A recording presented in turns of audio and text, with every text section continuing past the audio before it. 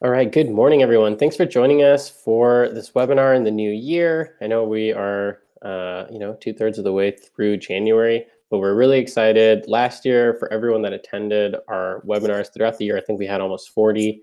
Thank you so much. If you're new to Zoho webinars, welcome. This year, we're going to have a lot more content, a lot more expertise, and in particular, we have a really great Zoho Books expert today, who is Josh Blesnick. I'll introduce him in just a quick second. So before we get started, just wanted to let everyone know this session is on setting up Zoho Books for the new year. So it's a new session. We haven't done this before. It's going to include some topics on basic setup for your accounting system. We're also going to do some demo, and we're also going to use the expertise that Josh has on setting up new accounting systems for his clients. And so feel free to use the Q&A section to do that. So before we get started, let's do a little bit of housekeeping. So today's session is hosted by zoho.com/CPA. The zoho.com/CPA webpage is basically where all of our Zoho Finance partners are listed. There's a directory there. There's also information for those who are accountants and bookkeepers, financial professionals. If you're interested in becoming a Zoho partner, please go ahead and visit zoho.com/CPA to learn more and to apply there. If you are a Zoho Books user, you're looking for an accountant, you're looking for someone like Josh today, that link will also show you a directory of our finance partners. So the application we're using today for this presentation is called Showtime.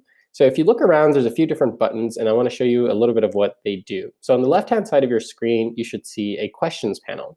So the questions panel is basically our Q&A section. So when you ask questions here, we can respond to them individually. And so a lot of times we'll respond to them directly in the questions panel. So it'll be specific to what you're asking.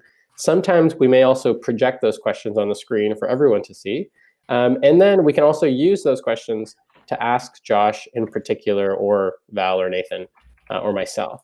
Now, you'll also find that there is a chat section, which is the one we've been using below that.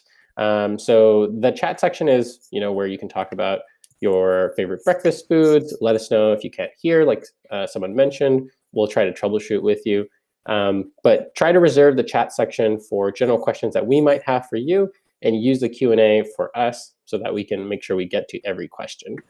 You'll also find towards the left bottom, there's a handouts tab. So in the handouts tab, there is a link to the slides for the webinar. There's also another link there that you can visit.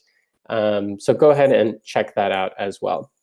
So this session does qualify for CPE credit for those who require it. CPE is continuing professional education for CPAs.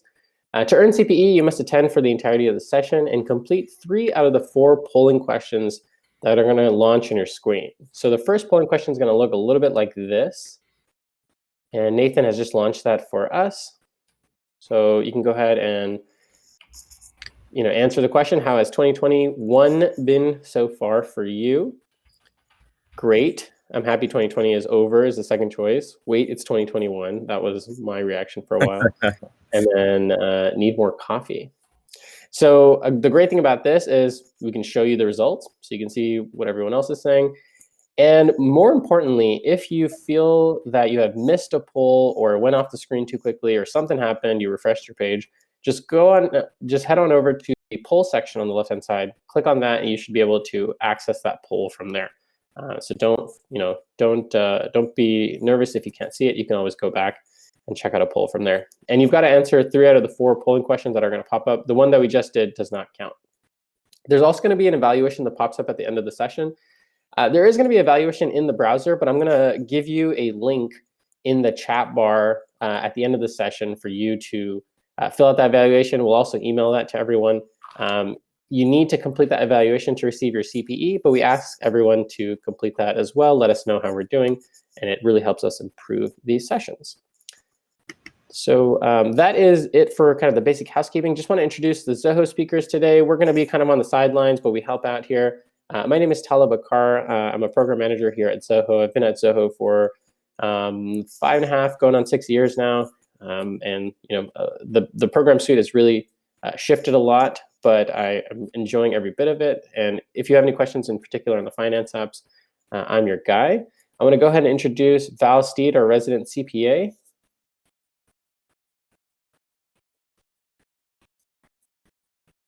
think Val is connecting. Val, can you hear me? Yeah, apologies. There I we go. set my headset down for a second. Yes, my name is Val Steed. I am an accountant, CPA background. My job in coming to Zoho is to help build an accountants channel and accountant programs. And so we're thrilled today to be able to sponsor this and bring this to you. Whether you're just, a CPA, accountant, bookkeeper, or user of a Zoho solution, we welcome you and hope you have a great day. Thank you so much, Val. And Nathan Rogerson, are you there? Yeah, hey, so a little bit about me. I'm the marketing manager over here at Zoho, and I help put together webinars like this and also prepare marketing events for the Zoho Finance team. And I'm happy to be here, and I'm happy everyone was able to join this session, get to know a little bit more about Zoho Books and also what they should be doing, best practices for 2021 whenever it comes to accounting. Yeah, thanks, Nathan. And thank you, Nathan, for putting together this webinar. Now, our expert for today is Josh Blesnick. Josh is a resident a resident accounting expert for our Zoho Finance team. He is the Zoho Finance Partner for over 5 years now, and I'll let Josh give us his intro on his own. Awesome. Thank you, Tala. Good morning, everybody. I'm really looking forward to today's webinar and topic and discussion. My name is Josh Blesnick. I am a accounting consultant here at Presty and Nigley in New York City, and I help small businesses migrate, convert, and implement accounting systems. And I will say that Josh is not scared of any question that you send at him. So I highly recommend you get your hardest questions and you send them to Josh because he will be able to answer those. Now, before we get started on today's topic with Josh, I just wanted to let him give a little bit more background on Presty and Nagley. Josh, could you tell us a little bit more about what Presty and Nagley do and just kind of the client profile that you have for folks that you start Zoho Books for? Sure. So, and thank you, Tala. And I actually was looking at some of the questions in the question panel thus far, and they seem tricky questions. And hopefully throughout the webinar, if I don't answer them, somebody will get the answer. But there's definitely some tricky questions thrown out already. Presty and Nigley is a full-service accounting firm located in New York City. We're a tax and audit house. We've been around since 1982, and we also have a technology division where we specialize in implementation, migration, and conversions of Zoho Books and some other products as well. And my main focus is migrating and implementing Zoho Books for small businesses. I deal with many different types of clients. I deal with inventory, Zoho Books, checkout, subscription, expense, etc., and as well as working with many different CRM partners to make sure mapping from CRM to Zoho Books makes sense, and making sure there's a good workflow in the implementation process. Thanks, Josh. And so, just to kind of reiterate, the focus really is that Josh's focus is on migrations, moving over accounting systems, closing out accounting systems, all that sort of stuff. He's more of a technology expert, which is really great because you don't always get that with an accountant that you work with. So really quick, I just want to kind of set the stage for which applications we're talking about, particularly if you're new to Zoho. So we're talking, of course, about the Zoho Finance Suite and Zoho Books in particular. Now, this probably looks like a whole bunch of nothing if you haven't been around Zoho for as long as I have. Basically, this is just to show you the kind of broad array of applications that Zoho has. And so the main suites, of course, that we operate in are the Finance Suite, which is where all of us spend all of our time, what this session is going to cover. But we also have different areas if you are interested. Sorry, could you go back for a quick second? So that's going to be on the Sales and Marketing Suite, IT and Help Desk, HR applications, custom solutions, and email and collaboration. Now, although this is kind of a huge array, and this is not something that we expect anyone to just jump in and do every single product, it becomes extremely useful when you are looking to expand your business into a new tool set.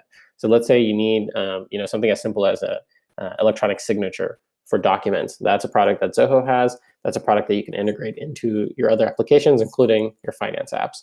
So feel free to visit Zoho 1, zoho.com/1 to learn more about the rest of the finance suite. So the app in particular that we're focusing on is the central Zoho Finance application, which is Zoho Books. That is the double entry accounting system, competes with QuickBooks and Xero and Sage. We also have other tools, including Zoho Inventory, Expense, Subscriptions, Checkout, as Josh just mentioned. We do sessions on each of those, but this one in particular is on that central app, Zoho Books. So just to give everyone kind of a lay of the land, so you know what to expect. Now, I mentioned this, but go ahead and note this down, zoho.com/CPA. One thing I just want to mention about Showtime, which is a little bit helpful, is on the top right, you can actually move through the previous slides that we've seen. So if you ever get lost, you can actually show all slides and scroll back. You can't go forward or ahead of the presenter, but you can go back, and then make sure if you want to rejoin us where it automatically slides, click on the slide that we are currently showing.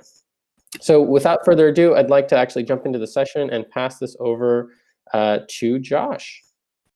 Well, actually, I'll go ahead and kind of introduce everything, Tala. This is Nathan. Sure, Nathan. So today's session, our learning objectives is to identify the best techniques for starting your year, understand the importance of organization, list best accounting practices, and understand and analyze financial reporting. As for today's agenda, we can't talk about 2021 unless we talk about 2020. And whenever we're talking about closing out 2020, this is something that typically I feel like a lot of small businesses don't necessarily do. They just kind of do day-to-day activities and they don't ever think about closing the previous year. And so what we kind of wrote down here is, basic practices for closing out 2020 or any month or year that you have. And to start off, this is how I would like to do it. Basically, you need to start off by reconciling bank accounts and reconciling accounts payable and accounts receivable. And what we really mean by reconciling is obviously in Zoho Books, you can go in and reconcile that way. But what this allows you to do is kind of see what kind of activity you actually have within your banks. Because I know for a lot of small businesses and companies, there's a lot of transactions that aren't necessarily hitting the bank account, but they have within their accounts. Have you ever come across that, Josh? Yes, I have, for sure. Yeah, and another thing that's very important, and I ran into this a lot during my accounting years, was reconciling payroll. It was a major headache if a company didn't reconcile payroll for years, and you would have to go back and see, hey, what is all these liabilities on payroll? Have they been paid? And you would have to just double check everything and become a major headache. So whenever you're closing out periods, it's great to do it, every month or yearly, just so whenever you hand it off to an accountant or your next accountant, they don't have to question you, hey, has this been reconciled? Because if you closed out the previous years, yes, it has been reconciled. And you also, go for it. My apologies, Nathan. What usually also happens is a lot of businesses and owners as well as bookkeepers leave, depending on how the business is run, leave the reconciliations till the end of the year, and they start backtracking to make sure that data is put in from January, February, March, and the data is put in correctly, and reconciling, and also making sure that all transactions hit the correct chart of accounts, categories, and expense properly. And the best advice, at least on this subject that we're talking about now, is to do it throughout the year. And the main thing is that your bookkeeping, a lot of people look at bookkeeping as, well, I need my books in order to process my tax return, which is very true. But that's not the entire reason why bookkeeping and making sure that your books in order is correct throughout the year. And the real reason is to make sure that you get a snapshot of what's going on in your business. You understand what's happening, if you're, being successful or not, if you're making money, how much I expect spending on, X, Y, and Z. And by having those metrics gives you the ability to grow your business besides just waiting to the end of the year to make sure that your data is good for taxes.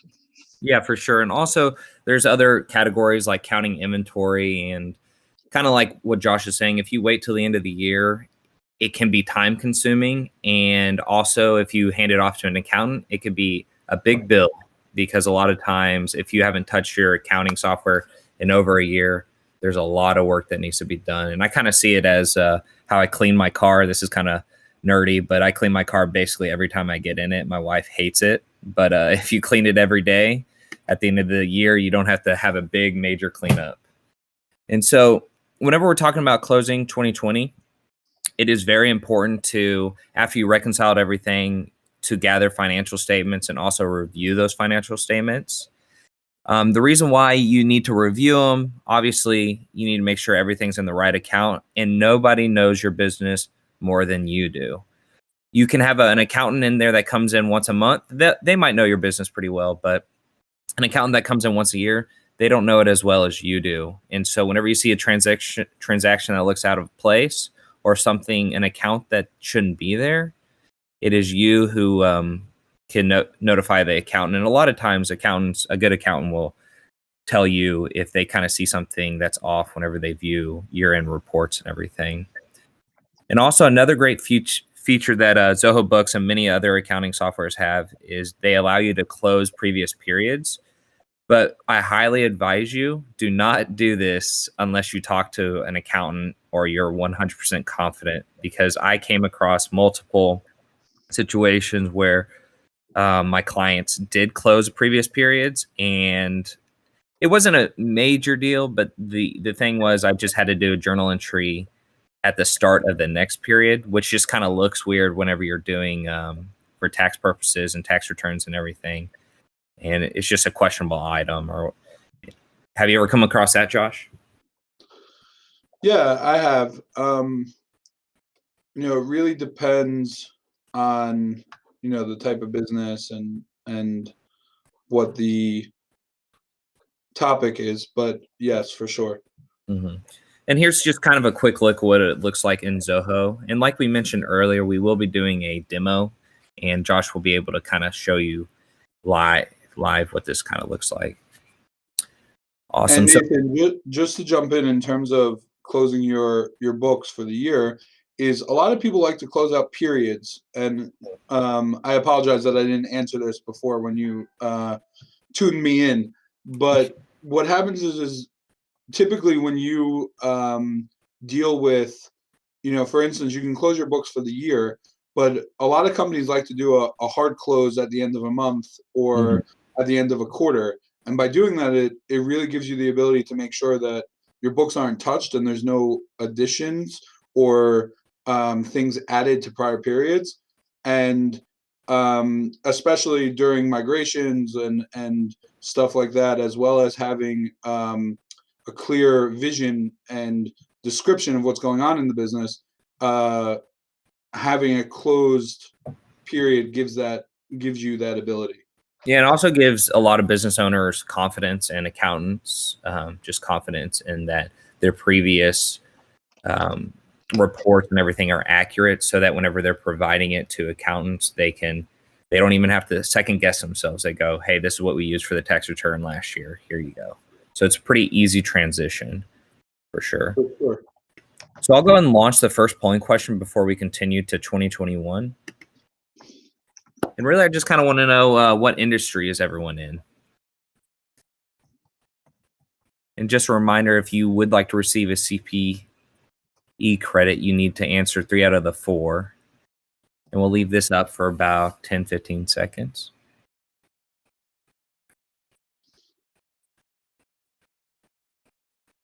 Nathan, I'm just curious, besides the polling question, if it's possible even to write in the chat to see who uses inventory and or not, and if that is a struggle that people are having when setting up their business for the new year.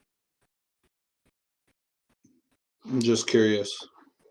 Yeah, I can actually write that. Tala, can you write that polling question in there and launch it? Sure thing. Awesome. Thanks, Tala. Really appreciate it. Yeah, we can just add it in, and I'll just kind of start us off with best practices for 2021. And I'll wait for him before we continue on. But kind of what I was saying earlier, Josh, was whenever I used to do accounting advisory work, it used to always be the biggest bills whenever someone hasn't done any of their closing or cleanups in over a year. That was always the most frustrating and most rewarding for the business, for the accounting firm, for sure. For sure. Were you able to launch that, Tala? Yeah, there we go.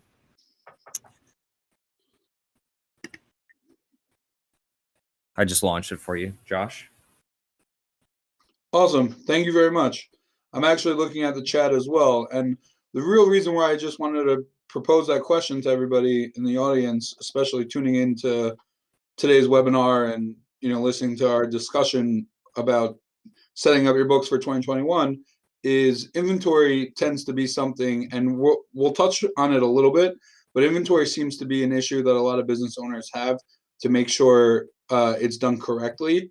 And definitely, when we do a quick demo at the end, we'll talk a little bit about inventory, but that's something to know, how many people in the audience actually utilizes that feature or not.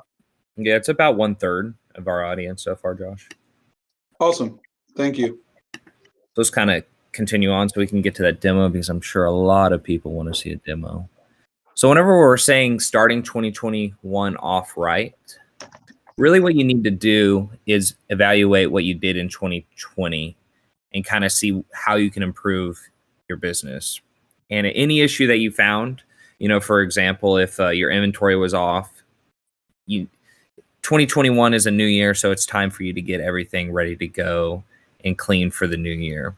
You also need to clean up your chart of accounts, which I know is a major issue for a lot of clients, because it's so easy to go into chart of accounts and just add accounts. If you go to Starbucks, you can add every single coffee store you go to. You can add a Starbucks, you can add a Tom Thumb a coffee shop? But anyways, you can add every shop you go to.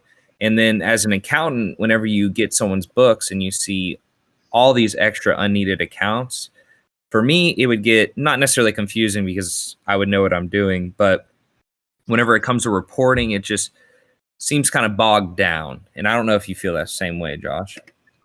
For sure. So I think that the best way, to actually word this and discuss this is moving into a new year. There's a lot of cleanup that you can do, and the cleanup should be and should start with list data.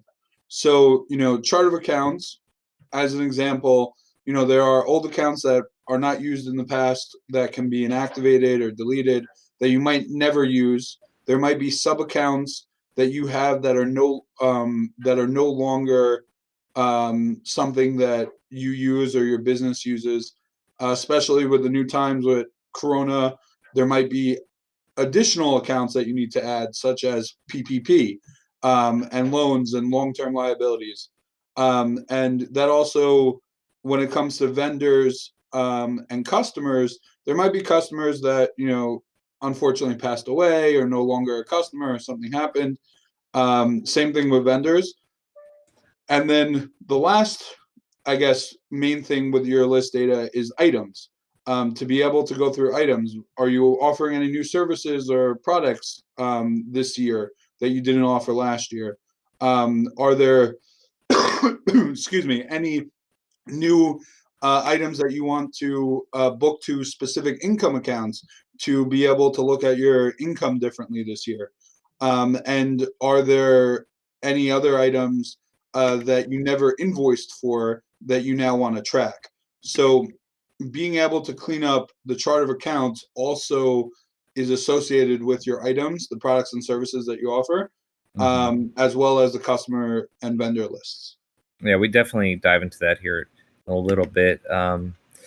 So one thing I've also seen in my experience in accounting is a lot of accountants use chart of account numbering sequences, and a lot of businesses do not use this. And I know from the accounting firm I worked at, every client we would take on, we would actually put in our own accounting numbering system And I know a lot of accountants do that as well, but sometimes business owners would, they just wouldn't want it in there. Can you kind of explain the importance of the numbering system, Josh? Sure. So I will say that I personally, when I implement anybody into Zoho Books, and I do a lot of migration projects from QuickBooks to Zoho, other accounting systems to Zoho, etc., I make sure that when somebody is using Zoho Books, they use account numbers. And it is very crucial, in my opinion. It's not necessary, but it is crucial within Zoho Books because it creates an order through your chart of accounts and gives you the ability to know what number is associated to a specific account type. And as an example, bank accounts usually start between 10,000, the 10,000 numbers. So, you can have an operating account that's 1010 or 1020 or 1030. And let's say your Chase operating is 1010. If you called your accountant or spoke to somebody and said, hey, I'm having trouble with my 1010 account, I would know right off the bat that this is an account associated. It's a bank account, and it's probably your operating account. So the numbering system gives you that ability, and also gives you the ability for other people to realize what account types are associated with the number, and the bookkeeper can key in the number without looking at what account they're looking for. So as an example, expense accounts, let's say you had two different types of expenses, general office and payroll. And general office would start with 6,000, and then anything under, utilities, rent, all that stuff would be 610, 615, 620, etc. I would know, I got a bill for $2,000 for my rent, if that actually was how much rent costed in New York City. Then you could just type in, 6015.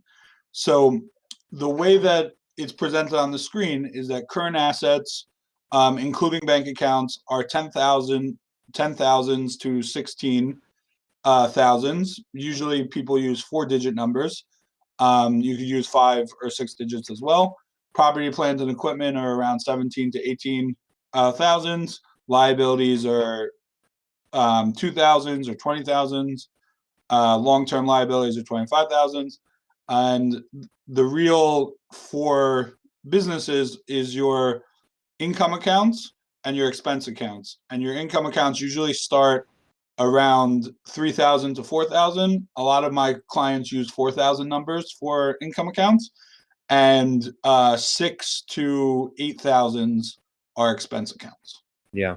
And a funny thing my team used to joke about was we would talk in code whenever we're talking about accounts. Definitely for my corporate accounting job I had, we would just sit there and start saying the numbers. And our manager would always, they were more focused on other stuff, so they would always just think it was pretty funny whenever we're just in there going, oh, count 10,000 and we need to offset that to, account 5,100 or something like that. It was always pretty funny. I mean, it wasn't laugh out loud funny, but I thought it was funny. And kind of back to your conversation about lists and how important it is to make sure your lists are good to go whenever you're starting off a new year. Here's a list of all the lists that you can come across within Zoho Books and other accounting softwares. And one thing that you mentioned to me kind of a while back was it's very important to have different income buckets because not all companies just have revenue, right? Correct. So what happens is when you set up your books, and you go through the main screen survey to get your book started, there are generic accounts that Zoho Books creates in your books file. And one of them, when it comes to sales and income, is just sales. And a lot of a lot of business owners just keep the generic chart of accounts and don't really edit them to make it to their liking. And they put everything in something, called sales. And when I sit with a client or talk to them, the first thing that I discuss is what type of services do you provide? What type of products do you sell? And what is important for you to be able to track it? And your P&L, which we'll get into, further in the presentation, is really for you as a business owner to see how much income you're making, what your expenses are, and be able to budget accordingly, and be able to run projections for other periods. And by being able to put your income in specific buckets, such as if you were a service business and you did consulting, design, and you separated out consulting and design into two categories and invoiced appropriately, it gives you the ability to say, hey, I made in 2020 a lot of business with design. I really like the consulting work more, but let me start getting more consulting projects.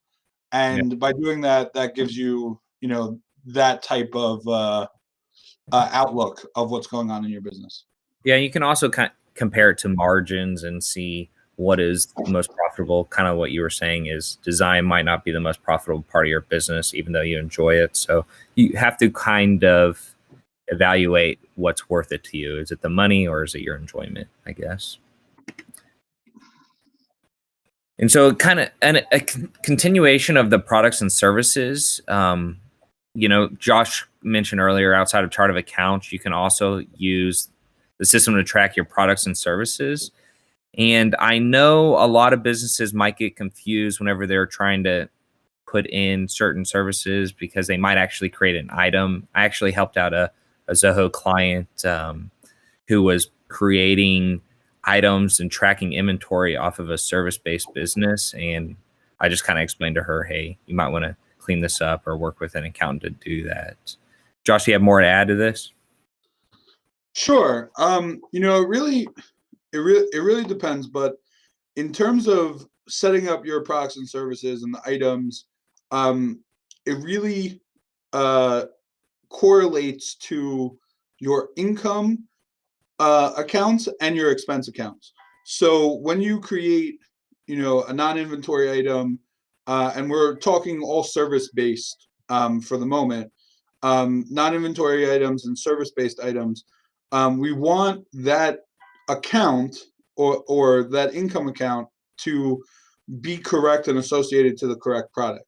Now, with inventory, when you purchase inventory and or create a bill or an item for that inventory item needs to be associated with the correct. That item needs to be associated with the correct inventory item. So when you bill, when you create a bill, you're receiving inventory by purchasing inventory, and then when you invoice that, it reduces your inventory by taking it off. So to make sure, when you create your items, to make sure that they're correct, they're associated with the correct account is very important. Okay, awesome. Thanks, Josh. And here's a continuation. So this is really just showing you that if you don't have an inventory item set up as a non-inventory part and make it a service so that you're not really keeping track of that. And inventory really is an asset item, and you don't want to have services as, an item, because that would just kind of throw off your balance sheet and kind of screw up everything. And then whenever your accountant's going through it later, it might confuse them and they'll have some questions. So before we continue, I want to go ahead and launch the second polling question, and we'll dive into accounts receivable and payable. And I know for me, Josh, this has been one of my biggest areas of not necessarily concern, but whenever clients come to me, they used to always have incorrect accounts receivable or accounts payable, and they would just always need help cleaning that up, for sure.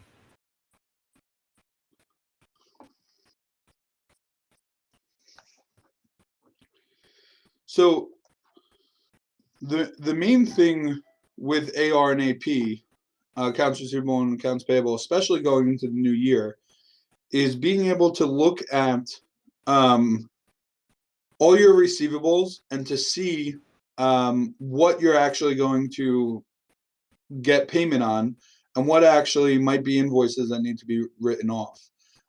There might be some invoices that you have from, let's say 2020 or even 2019 that are still sitting on your AR reports that you might never get payment for. So the other thing is also there might be some work rendered for clients that you never invoiced for, or money received that was a prepaid or a deposit that you never invoiced for. And the main thing is, going into 2021 is to look at your 2020 AR and to see if it looks correct, and to see if you're, tracking who owes money for work rendered, as well as products that were purchased, et cetera, et cetera. Hey, Josh, I got one for you. Let me toss in here. And I've heard this a number of times. And a person asked a question, so I told them I'd bring it up live here.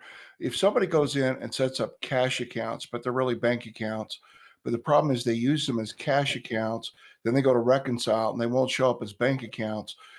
We can't go in and change the type of account once transactions are in them, correct? Correct.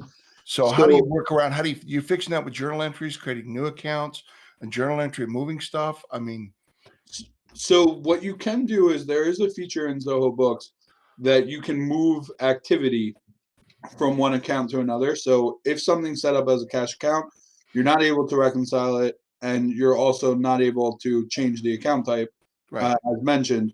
So the best option is to create a new bank account.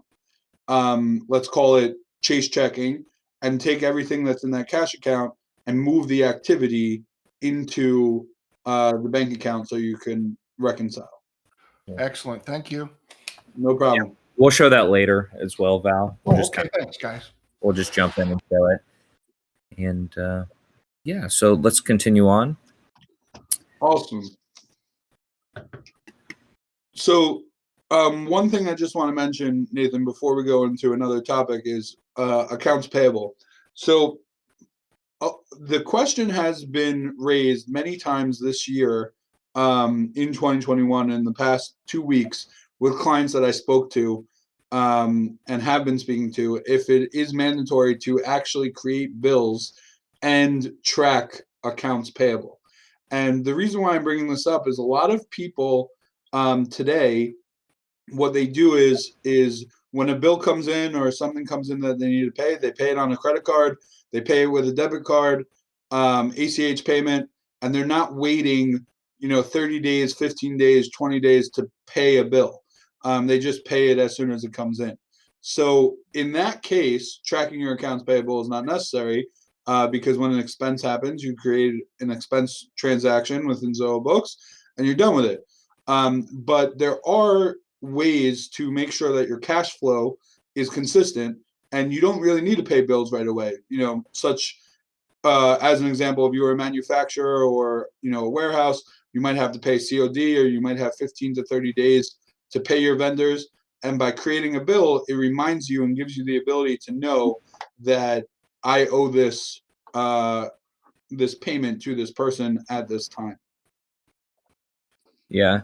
And another thing that I came across was I had a lot of clients who would run accrual reports even though they were cash basis. And the reason why they did that is so they could do kind of a makeshift budgeting, and you can just put accounts receivable and accounts payable and kind of see what you have coming up in the future. Even though your tax basis is cash, you can still use accrual just to kind of keep track of what's out there and what needs to be paid or what revenue is coming in. I thought that was always kind of helpful as well. For sure. So whenever we're talking about the importance of reporting, we'll try to go through this as quickly as possible so we can go ahead and get to the demo, and also we can show you reporting and kind of dive deeper into the reports within Zoho. And so the importance of reporting, obviously, it's for tax purposes. You need to provide these reports to your accountant, and if you do everything in your software and you provide the reports, typically your accountant won't charge you that much. But if they have to start putting together these reports for you, that's whenever they start possibly, becoming a part-time accountant for your firm. I mean, your business. And also, the importance of reporting is showing and evaluating financial condition. And this would definitely be for a business owner to kind of see how they're doing, how well they're doing, and examining cash flow, planning and forecasting.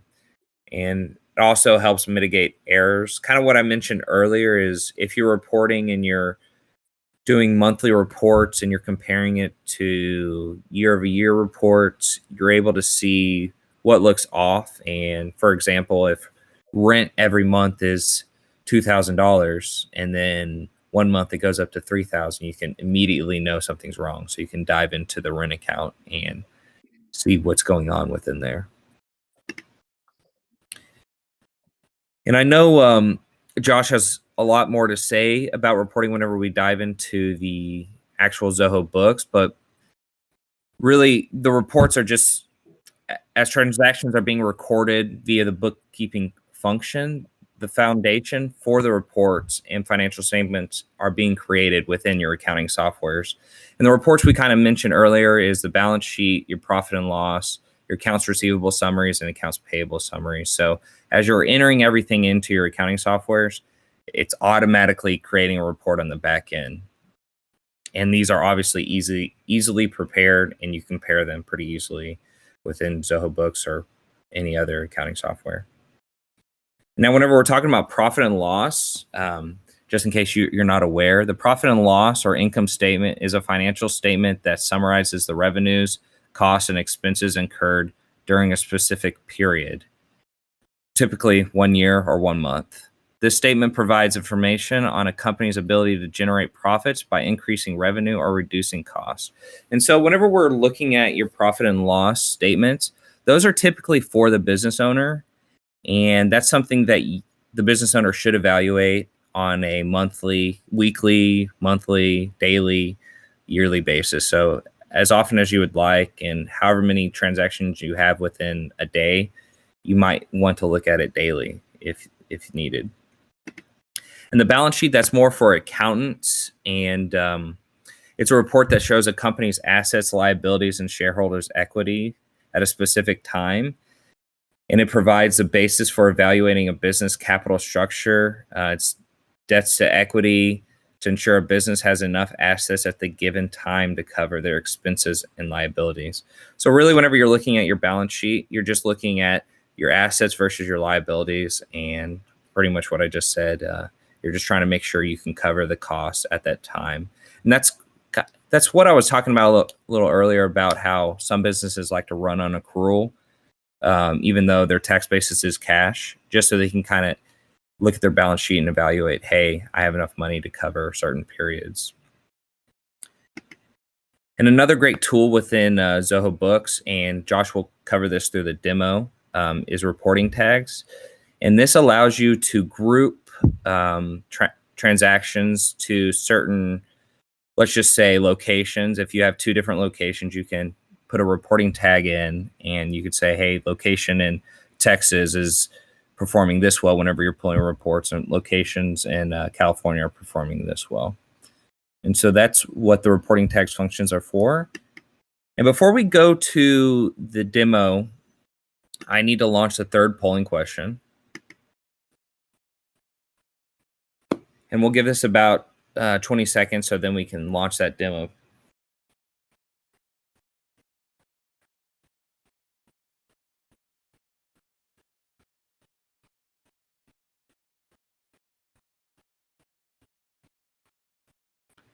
Awesome. Josh, I'm going to transfer the control over to you so you can start the demo off, okay?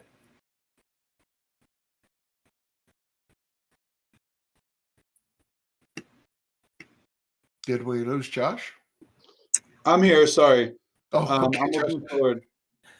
He was drinking his Snapple. Oh, picking on him, right? All right. As he's booting up, Val, I mentioned earlier that you might be drinking a Mountain Dew. Are you drinking one? Me? Mountain Dew? No, I'm a Diet Coke person. I Folks, thought there was a question about future Zoho additions, implementations features, functions. Folks, we're working really, really hard on our job costing side. We're going to try to add a lot more integration into job costing. We're also working more on an accountant's dashboard, some things like that. So you'll see more detail on job costing and inventory dashboard. Well, these are all things we're hoping in 2021 are released. Yes. All right, and Josh, you're live. Your camera is on, so everyone can see you. Awesome. Hi, everybody. I'm Josh. As you heard my voice in the past 45 minutes, but now you get to see my beautiful face, and I am hairy, so I know it's a acquired taste. But just to dive into a couple of the topics that we've been discussing for the last 45 minutes and showing you live what it looks like, how we can change, manipulate your books, and also set it up for 2021 and make sure everything looks perfect. So the first thing just to show is your chart of accounts. And if you log into your Zoho Books file and click on Accountant on the left and go down a little bit to the third to last option, there's your chart of accounts. And here we get to see all the accounts that we have and some of the sub-accounts, which are inlined like this, income, expenses, etc. Now, there is an accounting order in terms of how the account should be set up in terms of bank accounts, your asset accounts, your liabilities, equity, income, cost of goods sold, expenses. So I like to number my accounts according to those specific that specific order. The best way, honestly, is to pull this out into Excel and export it, add the account numbers, and then import it back in. And you are able to override your accounts and populate the account codes automatically with an import. So as an example, if we looked at, let's say, our bank accounts,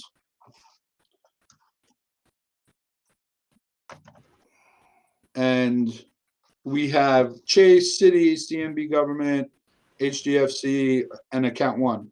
So if you want to add, let's say, Chase Bank, which is my operating account, we can go into the gear icon located on the right side, click edit, and put in, let's say we want to change the name a little bit, put operating, and then add in an account code, and we'll call this 1050. And we have that now here. And, if we wanted Citibank and GMB Government Bank to be, let's say, 1060, we can click on the account, click edit, and add the account code. Now, like I said, you can do this in Excel as well and import this back in and change that. And within the chart of accounts, as well as any modules within Zoho Books, there's a little gear icon on the right side, a cogwheel, and you can export your current list of data and view it in Excel, which I'll show you quickly, which is right here. And you can add in the account codes here. And then when you go back into the gear icon, you can import the chart of accounts and click override, which will give you the ability to create the account codes that you need. Now, another topic that we spoke about was closing your books and being able to lock transactions. So here under the accountant tab, we have something called transaction locking. Now, transaction locking gives you the ability to lock specific types of transactions, such as sales, purchases, banking, and the accountant. But you could also lock the entire file by clicking on the bottom here and locking all transactions. And when you go to do that, you click on lock, put in the lock date that you want, which would be at the end of a period, and the reason, which would just be closing my books for this period, and everything would be locked. Now, one of the things also that Zoho Books gives you is the ability to lock specific transaction types. So if we go back into here, you could lock individual modules. So as an example, if you wanted to lock down your accounts receivable, we sent all our invoices as of 12/31/2020 to all the clients, and we don't want any other invoices to be corrected, deleted, changed, and or modified for 12/20. So 12/31/2020. So you can lock the sales module, giving that ability, and anything going forward into 2021, you would have the ability to edit and create new transactions. Also, just moving along, is the ability to look at customers, vendors, as well as items that you might not have used in the past or need to edit and take a look at. So in Zoho Books, everything is sorted by this ribbon on the left side. So sales is associated to customers, estimates, invoicing, received payments, credit notes, etc. So if we go into our customer screen, we'll be able to view all our customers, and typically business owners know who they're doing business with and who they stop doing business with. But you're able to, inactivate customers, edit the information, add a email address, something like that, as well as review their activity here. So Larry David, as an example, we invoiced him in 2020. We're able to view the invoice. He might not pay, so we might have to write it off. But you're able to view all the transactions for for this customer and be able to filter by the transaction type in this menu. The same thing with vendors.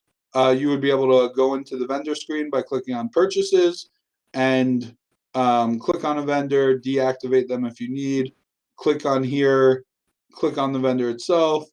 You can merge the vendor with another vendor, mark as inactive, which you could do on the customer side, and also delete.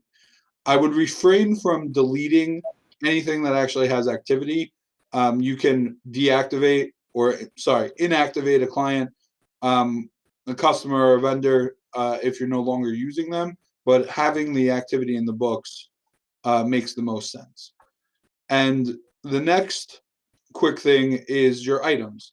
So if you click on the items tab, here under items, you have all the items that your business sells. Now, this is a wine company where we sell different colors of wine, as an example, and they have different codes and SKUs, and we might want to edit them and make sure that they are in the new income buckets that we have. So if you click on any of the items, it gives you the ability to open it up, and right away it tells you what if it's taxable or not, what the sales item is, if it's a sales account, which we discussed. A lot of people like using a generic account, but I definitely would advise by splitting this up in terms of the types of services and products that you offer. And you're able to edit that here by going to the right side and clicking on the pencil and edit the account that you want it to go through. If you want to add a new account, you would have to do that in the chart of accounts, and be able to write a description and say if the product is taxable or not.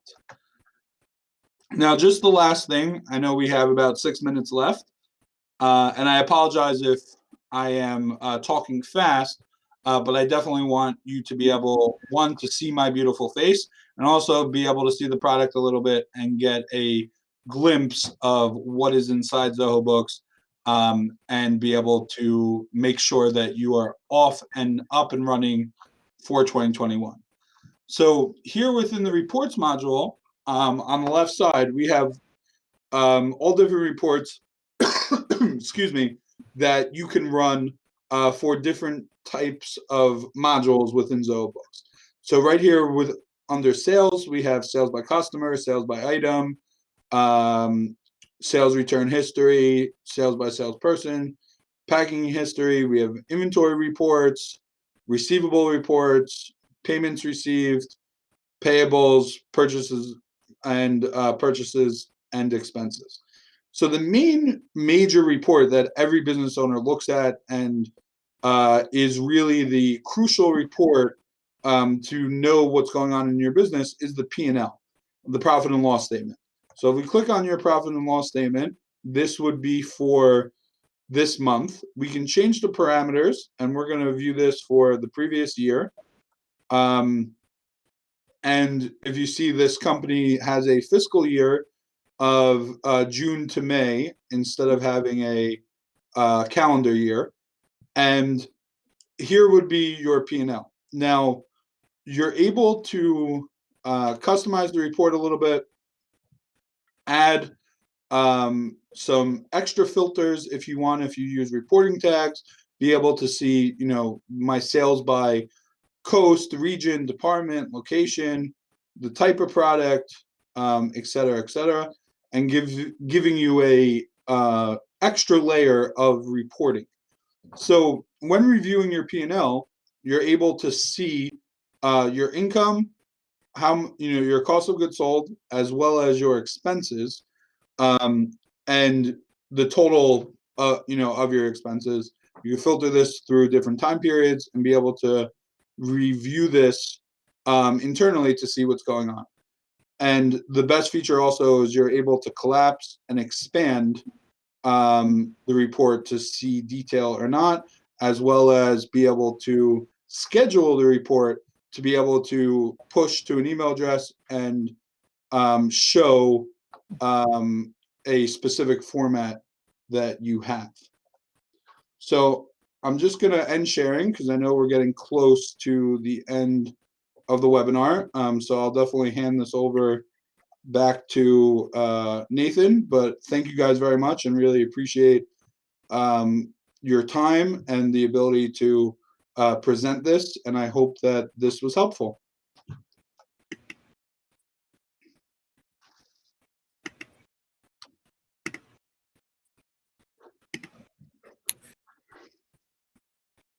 Nathan, Yeah, really thanks for sharing that. Sorry, Nathan, really quickly, I just want to let everyone know about the evaluation link. So I'm going to go ahead and put that link into the chat bar. I'm going to put it in like a bunch of times because sometimes it ends up going down. Please go ahead and click on this link to fill out the evaluation. If you do need a CPE certificate, you have to fill out that evaluation. But even if you don't, we ask that you fill it out just to let us know how well Josh did. If he did really badly, that way we can let him know that as well. I'm just kidding. No, but it is really helpful in helping us get these next sessions better and improved. And we'll come back with one that includes that feedback. So just wanted to include that. Back over to you, Nathan. Yeah, thanks, Tala. And if you enjoyed today's session, here's Josh's contact. You're able to contact him. And if you'd like him to reach out to you, I launched a polling question. Just ask if you would like Preston and Nagley to reach out to you about accounting services. And I know he's helped out about, man, from these webinars, you probably helped out quite a bit. But how many total Zoho clients have you helped out with Preston and Nagley, Josh? Hundreds and millions. Hundreds of millions. To be honest, I do a lot of migrations and implementations. I do about 10 to 15 migrations a month. Wow. And I'm definitely very easily reachable, easily approachable, and any questions or anything that you guys need, I would love to help and be of any assistance. Yeah, for sure. And another thing I've liked about some of the conversations I've had with you is you seem to just make accounting easier for the business owners to understand. And I think that's really helpful, definitely in a lot of ways where some business owners don't even know what a balance sheet is necessarily. And you're able to kind of, not necessarily, I don't want to say dumb it down, but you make it easier for them to grasp and understand that what it's for their business. So awesome. I really do appreciate this session, Josh. In closing, we will be doing another session later in February. That'll be more of a demo focus. So be on the lookout for that session.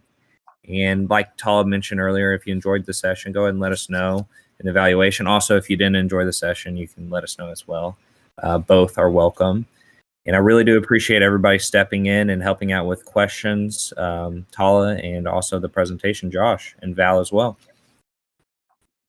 Thank you, guys. Thanks, everyone. Thanks, Hope you have a everyone. great rest Have of a your good week. day.